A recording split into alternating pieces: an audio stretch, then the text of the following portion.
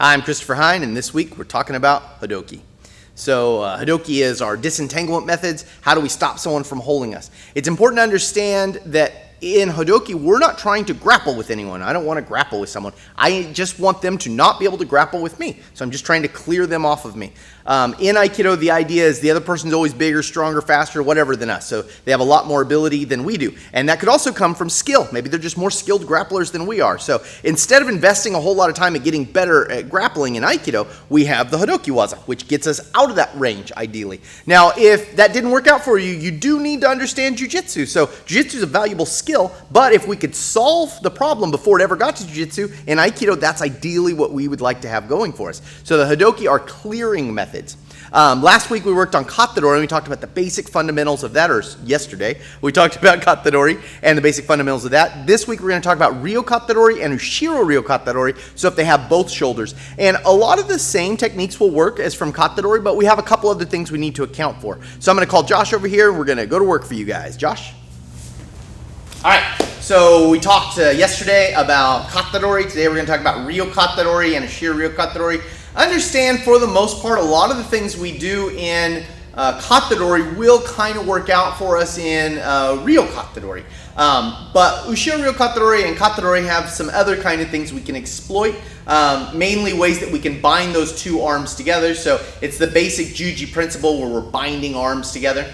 So if Josh were to grab me Ryokata Dori, a lot of times I could still get a triangle just like normal. So if I came out here, I can get a triangle. The emphasis has to be that I have to put a little more pressure in this with my arm coming up. So if I just did a regular triangle here, this one will clear real easy. Actually, let me go to the other side so they can see. So I come out here, this one will clear real easy, but this one I kind of have to do a little extra work to pop it off. But when I'm working that, if I come up and I kind of pop that up, I'll get them both. So I can use a triangle just the same as before. Uchimawari will work, and Uchimawari will work really, really nicely. So meaning, if I roll under this here like this, I'll start putting his arms together there to bind them and pop free. So as I'm coming around, I get those arms working together, and that's basically the Juji principle. Now when you're going underneath, you have to be careful that that foot can be coming up. Now understand, we're moving at this point, so I'm not going to like stand here like Superman and he's going to grab me and then I'm going to do some sweet, awesome Aikido stuff to him. That's never going to happen. I'm running and he managed to get this, so his feet are probably moving fast. But nonetheless, I don't want to stick my face down here because he can bring that hand up. So my arms trail out here in front of me like this. So if the knee does come up, at least it hopefully gets deflected a little bit as I'm coming through. So I want my head to be in between my hands, and then I'm diving through and binding those arms together. Now we're looking at how those arms are getting bound together here like this. So if you watch Josh's arms right here, actually I should have moved you the other direction, sorry.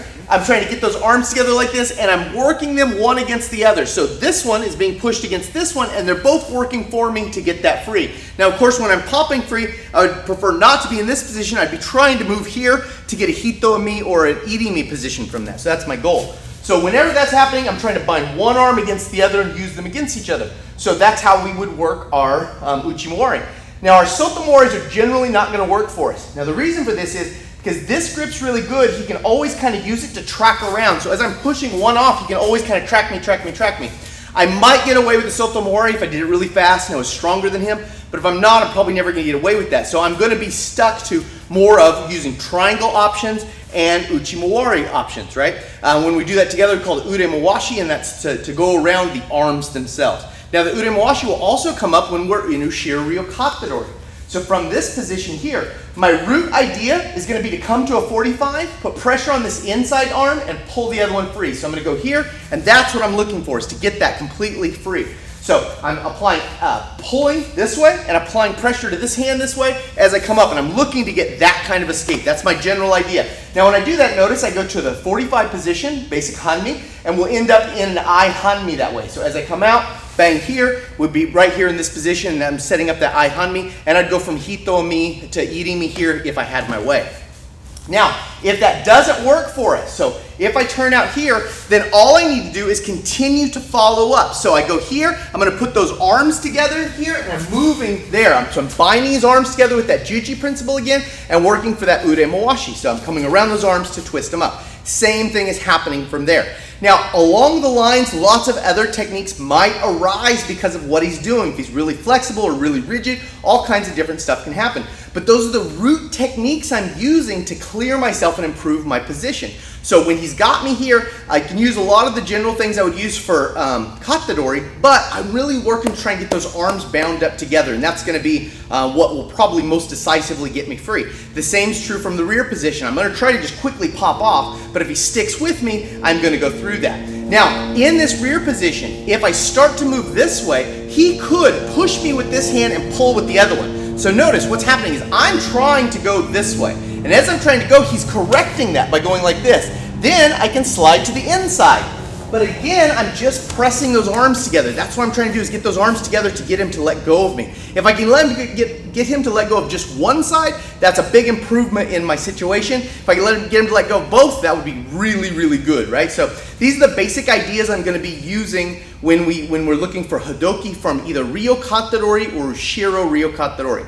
Next, tomorrow, I keep saying next week, but tomorrow we're going to look at Kata Dori and Gyakute Dori and the basic fundamentals for clearing te doris. I'm Christopher Hine. Thanks for watching.